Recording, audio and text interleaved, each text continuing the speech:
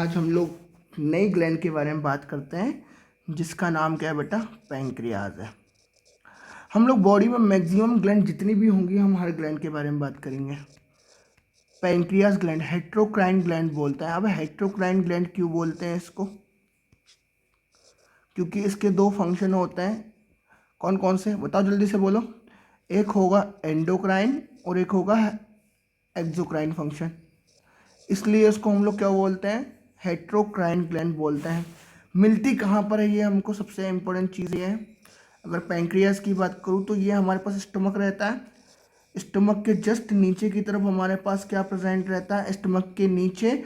और तुम्हारे पास इंटेस्टाइन के ऊपर की तरफ हमारे पास लीफ लाइक स्ट्रक्चर प्रेजेंट रहता है, जिसका नाम क्या है बेटा, हमारे पास क्या नाम है, पैंक्रियाज है। Is it clear? क्या नाम है इसका, पैंक्रियाज। जो पैंक्रियाज होता है वो बेसिकली खुलती कहाँ पर है, स्मॉल इंटेस्टाइन के ड्यूडेनम में खुलती। कहाँ जाके खुलती है, स्मॉल इंटेस्टाइन के ड्यूडेनम में जाके खुलती है। और कैसे खुलती है, एक यहाँ पर स्पिंक्टर होता है, उस स्पिंक्टर का नाम क्या है, स्पिंक्टर ऑफ ओडाई। ठीक है, स्पिंक्टर ऑफ ओडाई। ये उसकी क्या होती है, बीच वाली, ये होती है पैंक्रिएटिक डक्ट। कौन सी डक्ट होती है बेटा, पैंक्रिएटिक डक्ट होती है। अब ये पैंक्रिएटिक डक्ट एक्चुअल में क्या होता है, जरा ध्यान सुनो। हमारे पास यहाँ पर होता है लीवर। इस लीवर से आने वाली हेपेटिक डक्ट इस पैंक्रिएटिक डक्ट से क्या करती है, ज्वाइन करती है और फॉर्म करती है pancreo hepatic duct. Pancreo hepatic duct form करते हैं। जरा ध्यान सुनना। अब हमारे पास हम लोग बेसिकली पैंक्रियाज के बारे में पढ़ने वाले हैं। किसके बारे में पढ़ने वाले बेटा, पैंक्रियाज के बारे में पढ़ने वाले हैं। तो अब जब पैंक्रियाज के बारे में पढ़ने वाले तो मैंने तुमको ये चीज़ बता दिया कि इसकी जो स्टमक है, स्टमक और स्मॉल इंटेस्टाइन के जस्ट क्या, स्टमक और हमारे पास स्मॉल इंटेस्टाइन के बीच में हमको क्या देखने को मिलता है बेटा, पैंक्रियाज देखने को मिलता है। पैंक्रियाज में पैंक्रियाटिक डक्ट होती है और अपना सिक्रेशन सारा का सारा कहाँ रिलीज करते हैं, ये स्मॉल इंटेस्टाइन के ड्यूडेनम वाले पार्ट में क्या करते हैं, रिलीज करते हैं। इज इट क्लियर, है ना। मैंने तुमको बताया इनके पास पैंक्रियाटिक डक्ट होती है। पैंक्रियाटिक डक्ट जो ओपन होती है किस में बेटा, स्मॉल इंटेस्टाइन में, पर इससे ही आके ज्वाइंट कौन हो जाता है, हेपेटिक डक्ट ज्वाइन हो जाती है। तो ये फॉर्म करते हैं पैंक्रियो हेपेटिक डक्ट। और इसको कंट्रोल करने के लिए एक क्या होता है, यहाँ पर स्पिंक्टर होता है, उसको बोलते हैं sphincter of Oddi. Sphincter of Oddi बोलते हैं। ठीक है, अब आगे चलते हैं हम लोग, है ना। क्या चलते हैं बेटा, बेसिकली अगर मैं बात करूं तो हमारे पास क्या होता है पैंक्रियाज में, ये था हमारे पास सुंदर सा पैंक्रियाज। ठीक है, इसका मैंने लिया टीएस, ट्रांसवर्स सेक्शन। जब मैंने ट्रांसवर्स सेक्शन लिए तो मुझे क्या क्या देखने मिला, मुझे कुछ स्पेशल टिश्यू देखने के लिए मिले। इन्होंने बोला कि हमारे पास एक होता है islet of Langerhans, islets of Langerhans होता है। क्या होता है बेटा, आइलेट्स ऑफ क्या होता है, लैंगरहैंस होता है। क्या होता है, आइलेट ऑफ लैंगरहैंस। कोई दिक्कत नहीं, कोई इश्यू इसमें किसी को, ठीक है।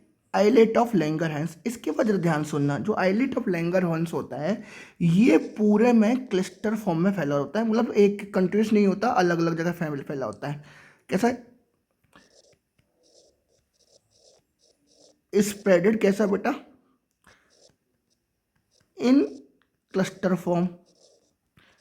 किस फॉर्म में फैला होता है, गुच्छे के रूप में फैला होता है। उसके बाद ध्यान रखना, ये पैंक्रियाज का कितने परसेंट एरिया कवर करता है, 1 to 2%, ये 1 to 3%, ये 1 to 2% एरिया को क्या करता है, रिप्रेजेंट करता है। कोई दिक्कत नहीं, है ना।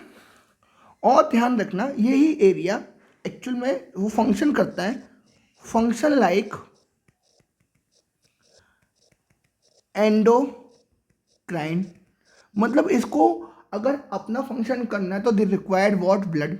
ठीक है, बाकी का एरिया जो कहलाता है, ध्यान रखना, ये सारा का सारा एरिया, ये वाला जो कहलाता है वो एसिनाय वाला कहलाता है, एसिनाय। और जो लगभग लगभग 97 to 98%, 97% और टू 98% इसको क्या करता है, कवर करता है। और इसका जो फंक्शन रहता है वो कौन सा रहता है, एक्सोक्राइन वाला। कैसा वाला रहता है, एक्सोक्राइन वाला। इसके बाद जरा ध्यान से सुनो, तुम्हारी बुक में 2 लिखा है, the islet of Langerhans mainly comprises, mainly have what, इसके बाद 2 टाइप ऑफ सेल रहती हैं, मेनली हैव,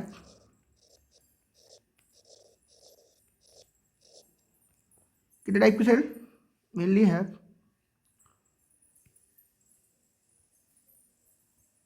मेनली हैव है, ठीक है, मेनली हैव व्हाट, 2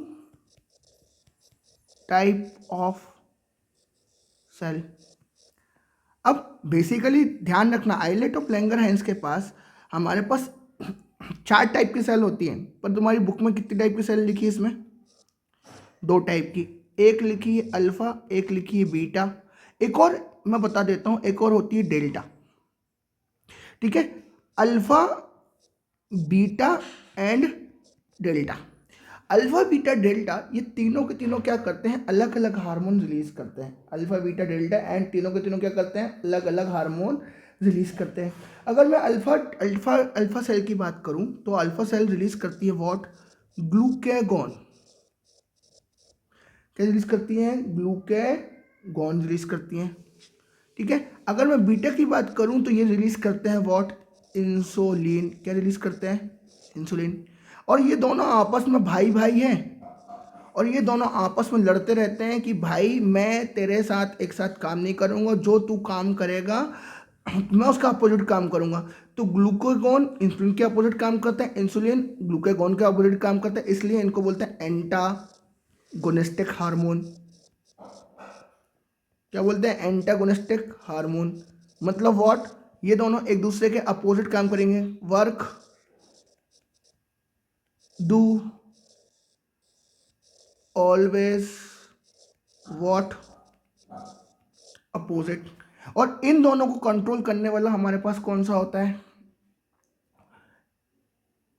और इन दोनों को कंट्रोल करने वाली जो डेटल सेल होती है वो निकालती है सोमेटोस्टेटिन, और ये दोनों को क्या करती है, control on alpha and beta cell. इन दोनों को क्या करती है, कंट्रोल करती है। कोई दिक्कत, कोई डाउट, अरे बोल दो, ठीक है। अब ग्लूकागॉन करता क्या, अब मैं तुमको एक एक काम करता हूँ, अल्फा सेल की बात बताता हूँ।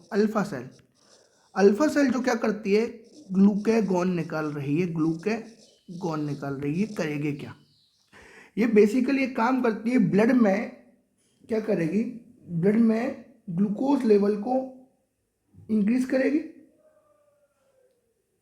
Is it clear. और उस इंक्रीज करने की प्रोसीजर को हमको बोलते हैं हाइपरग्लाइसीमिया कंडीशन। क्या क्या बोलते हैं उसको, हाइपरग्लाइसीमिया कंडीशन। क्या करते हैं बेटा, हाइपरग्लाइसीमिया कंडीशन। पहली बात, जो ग्लूकागॉन है ये हमारे पास पेप्टाइड हार्मोन है। कौन सा हार्मोन है, पेप्टाइड हार्मोन, ठीक। अब पेप्टाइड हार्मोन है मतलब प्रोटीन नेचर वाला हार्मोन हो गया, पहली चीज। दूसरी चीज, एक चीज तो ध्यान सुनो, ये करेगा क्या, ये ग्लूकोज लेवल के साथ खेलखाड़ी करेगा, ग्लूकोज लेवल को क्या करेगा, मेंटेन करेगा। कैसे मेंटेन करेगा, ये ऑलवेज क्या करता है, इंक्रीज करता है। ग्लूकोज लेवल क्या करेगा, इंक्रीज करेगा, किसमें, increases glucose level in blood में। जब ब्लड में ग्लूकोज लेवल करेगा तो सिंपल सी बात है, एक कंडीशन तुमको सुनाई देती हाइपर वाली, और अगर ग्लूकोज का करता तो ग्लाइसीमिक और लगा दो, ग्लाइसीमिक कंडीशन हो जाएगी, कोई दिक्कत नहीं, क्या हो जाएगी, ग्लाइसीमिक। अब ये करेगा कैसे, सबसे बड़ी चीज ध्यान रखना, ग्लूकोज ग्लाइकोजन को तोड़ेगा, ग्लाइकोजन को तोड़ेगा, तो जब ग्लाइकोजन को तोड़ेगा तो by the help of glycogenesis, नहीं ग्लाइकोजीनोलाइसिस करेगा। इसके द्वारा क्या करेगा, ये ग्लूकोज का लेवल इंक्रीज करेगा। ठीक, पहले चीज। दूसरा क्या करेगा, ग्लूकोनियोजेनेसिस को इंक्रीज करेगा, है ना। ग्लूकोजेनेसिस को भी इंक्रीज करेगा और ग्लूकोनियोजेनेसिस को भी क्या कर देगा, ये तो ग्लूकोज बना ही रहा है और ये क्या करेंगे, प्रोटीन से क्या करेंगे, प्रोटीन से ग्लूकोज फॉर्म करेंगे। क्या करेगा, प्रोटीन से ग्लूकोज फॉर्म करेंगे, कोई दिक्कत नहीं। और प्रोटीन से ग्लूकोज फॉर्म करके उसका अमाउंट को क्या कर देंगे, इंक्रीज करेंगे। बात समझ में आई। कुछ भी करना है, कुछ भी करो, उसका मेजरली एक ही काम रहेगा, ध्यान रखना, ब्लड में शुगर लेवल को इंक्रीज करना। और उस शुगर लेवल को इंक्रीज करने को हम लोग बोलते हैं हाइपरग्लाइसीमिया। क्या बोलते हैं, ठीक है, hyperglycaemia condition. Is it clear. अब हमारे पास आता है व्हाट, इंसुलिन। कौन आता है हमारे पास अब बेटा, कौन आता है अब हमारे पास, अब जो आता है वो आता है हमारे पास, कौन आता है, इंसुलिन। कौन आता है बेटा, इंसुलिन। इंसुलिन भी क्या है, हमारे पास पेप्टाइड हार्मोन है।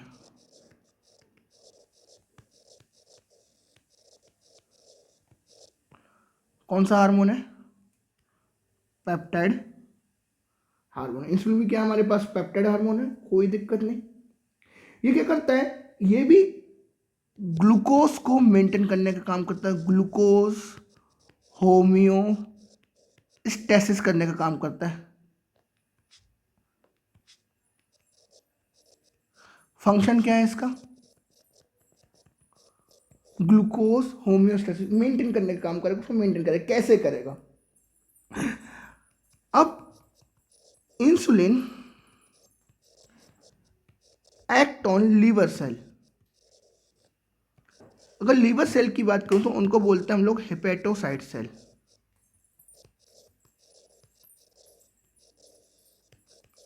क्या बोलते हैं बेटा, हेपेटोसाइट सेल बोलते हैं। क्या बोलते हैं, हेपेटोसाइट सेल बोलते हैं। And out. अब ये हेपेटोसाइट सेल और एडिपोसाइट सेल पर क्या करेगा, काम करेगा। एक्ट ऑन लीवर सेल, उसको हम लोग क्या बोलते हैं, हेपेटोसाइट सेल। और क्या बोलते हैं, एक और हमारे पास क्या होता है, एडिपोसाइट सेल होती है, उसको हम लोग बोलते हैं adipose tissue. Adipose tissue cell, कोई दिक्कत नहीं है। और इनको क्या करेगा, बोलेगा क्या कि भाई increases the amount of glucose Uptake. मतलब सिंपल सी बात है, एक सेल है, एक सेल के अंदर बोलेगा भाई कि क्या करना, तुझे ग्लूकोज बहुत तेजी से क्या करना है, एब्जॉर्ब करना है। अब जब ऐसा होगा, जब ये तेजी से क्या करेगी, ग्लूकोज को अपटेक करेगी, क्या करेगी ये अपटेक, किसको, ग्लूकोज को। जैसे तेजी से अपटेक करेगी तो एक कहानी होगी, क्या कहानी होगी, कि हमारे पास जो ब्लड होगा, हमारे पास जो क्या होगा, हमारे पास जो क्या होगा, ब्लड लेवल होगा, ब्लड। तो ब्लड में जो ब्लड शुगर होगी, ब्लड शुगर, ये ब्लड शुगर क्या हो जाएगी, डिक्रीज हो जाएगी, क्योंकि ये शुगर जो थी कहाँ, किसने ले ली, सेल ने ले ली। तो इसका अमाउंट क्या हो जाएगा, कम।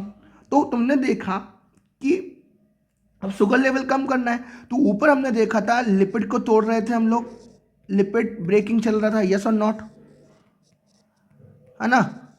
दूसरा चीज हमारे पास ग्लाइकोजन ब्रेकिंग चल रहा था, यस और नॉट। हमारे पास क्या, प्रोटीन ब्रेकिंग चल रहा था, यस और नॉट। अरे जल्दी बोलो, सबका ब्रेकिंग चल रहा था ना। चल रहा था। तो जब सबका ब्रेकिंग चल रहा था तो इनको हम लोग क्या करेंगे, इन सबको स्टॉप करेंगे। तो जैसे ही ये कम हो जाएगा, स्टॉप हो जाएगा, तो ग्लूकोज लेवल क्या हो जाएगा, ब्लड में कम हो जाएगा। द ग्लूकोज लेवल डिक्रीजेस इन किस में बेटा, किस में कम हो जाएगा, डिक्रीजेस इन किस में, in blood. And the blood sugar level क्या हो जाएगा, रिजल्टिंग ब्लड शुगर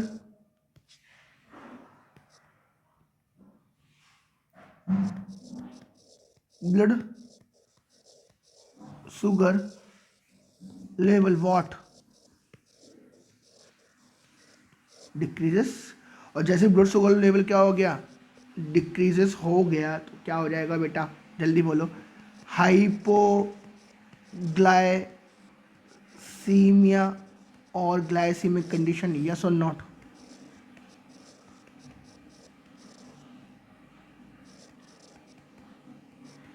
तो हमारे पास जो होता है वो इंसुलिन क्या होता है, insulin is what, hypoglycaemic, hypoglycaemic, ध्यान रखना, हाइपोग्लाइसीमिक कंडीशन। तो insulin is what, hypoglycaemic hormone.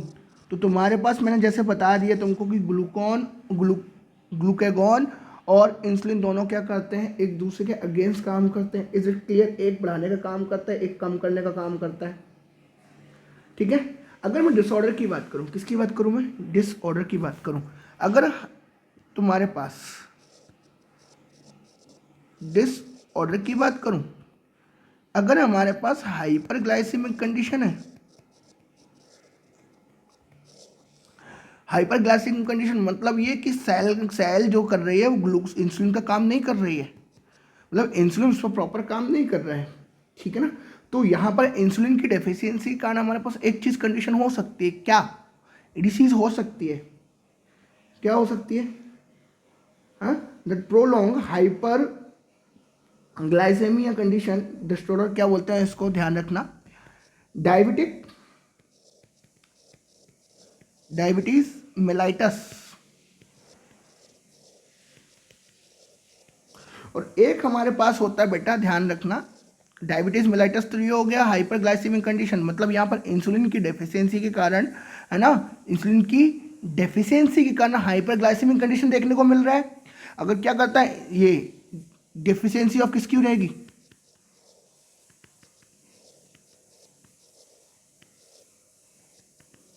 Insulin. तो हाइपरग्लाइसेमिक कंडीशन और हाइपरग्लाइसेमिक कंडीशन तो एक डिसीज कॉज करती है, डायबिटीज मेलाइटस। और डायबिटीज इंसिपिडस जो होता है वो ध्यान रखना किडनी से रिलेटेड है, किससे रिलेटेड है, डायबिटीज इंसिपिडस किससे रिलेटेड है, किडनी से रिलेटेड है, ठीक है, कोई दिक्कत नहीं, है ना। अगर, है ना, अगर क्या हो, ketone body releases from urine, show cause करेंगे कीटोन्यूरिया, क्या कॉज करेंगे, कीटोन्यूरिया। और इसको हम लोग सक्सेसफुली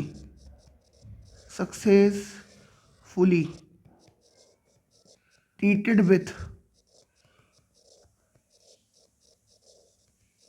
इंसुलिन से हम लोग क्या कर सकते हैं, ठीक है। अब इसके बाद मैं थोड़ा सा 12th का टॉपिक बताता हूँ जो इंसुलिन होता है। इंसुलिन में देखिए ध्यान रखना, पहले पास 3 चेन होती है, कितनी चेन होती है, 3 चेन होती है, A B C। C chain extra होती है। बेसिकली अगर मैं बोलूँ तो सी चेन जो होती है वो एक्स्ट्रा इसलिए कहलाती है क्योंकि पहले हमारे पास जो बनता है, फर्स्ट जो बनता है हमारे पास, वो होता है प्रो इंसुलिन बनता है। तो प्रो इंसुलिन हैव 3 चेन्स,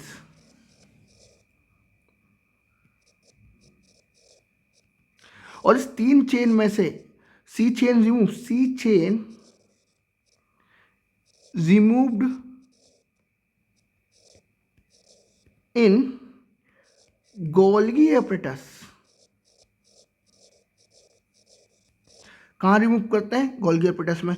जो ए चेन होती है वो 21 अमीनो एसिड की बनी होती है और जो बी चेन होती है वो 30 अमीनो एसिड की बनी होती है। यस और नॉट? ए चेन कितनी की बनी होती है? 21 अमीनो एसिड की। बी चेन किसकी बनी होती है? किसकी बनी होती है? 30 अमीनो एसिड की बनी होती है। अब जरा ध्यान सुनो, ये ए चेन कितने की बनी है? 21। बी चेन कितनी की बनी है? 30 अमीनो एसिड की। और ये 21 और 31 अमीनो एसिड होते हैं आपस में, ध्यान रखना, जुड़े हुए रहते हैं डाइसल्फाइड बॉन्ड। ये क्वेश्चन बार बार पूछता है, ध्यान रखना। किससे जुड़े रहते हैं? Link together by disulphide bond या डाइसल्फाइड ब्रिज से। कोई दिक्कत नहीं, कोई इशू। सी चेन को रिमूव कर दिया जाता है। फाइनली हमारे पास जिस जिस इंसुलिन के पास ए चेन और बी चेन रहती है, ये वाला रहता है फंक्शनल इंसुलिन रहता है। कौन सा रहता है? ये फंक्शनल इंसुलिन रहता है। सी चेन को रिमूव करके हमारे पास क्या निकलता है? एक 21 चेन मिलती है ए की और बी की मिलती है 30 की। ये दोनों आपस में जोड़ दिए जाते हैं एक ब्रिज द्वारा और उस ब्रिज को हम लोग बोलते हैं डाई सल्फाइड ब्रिज के द्वारा इसको जोड़ दिया जाता है। Is it clear? अब जैसे तुमको मैंने बताया कि हमारे पास जो हाइपरग्लाइसेमिक कंडीशन हो रही थी वो इंसुलिन की डेफिशिएंसी के कारण हो रही थी, और जो बेसिकली इंसुलिन है वो एडिपोसाइट सेल पे काम कर रहा था। वैसे ही तुम्हारे पास जो ग्लाइकोजन होगा या फिर तुम्हारे पास ग्लूकेगॉन होगा। कौन होगा? ग्लूकेगॉन। ये ग्लूकेगॉन भी पेप्टाइड हार्मोन है और ये डायरेक्टली इंक्रीज किस में करेगा? Blood level. ब्लड लेवल किस में? ब्लड ग्लूकोज लेवल किस में इंक्रीज करेगा? ब्लड लेवल में करेगा। तो ये भी काम करता है, ध्यान रखना। क्या करता है? ये भी काम करेगा जाके एक्ट ऑन हेपेटोसाइट्स। मतलब किस में जाके काम करेगा? लीवर में काम करेगा। ध्यान रखना, कहाँ जाके काम करेगा? लीवर में। जैसे तुम्हारे पास इंसुलिन जाके लीवर में काम कर रहा था, वैसे ही यही कहाँ जाके काम करेगा? लीवर में काम करेगा। Is it clear? ठीक है ना? Thank you.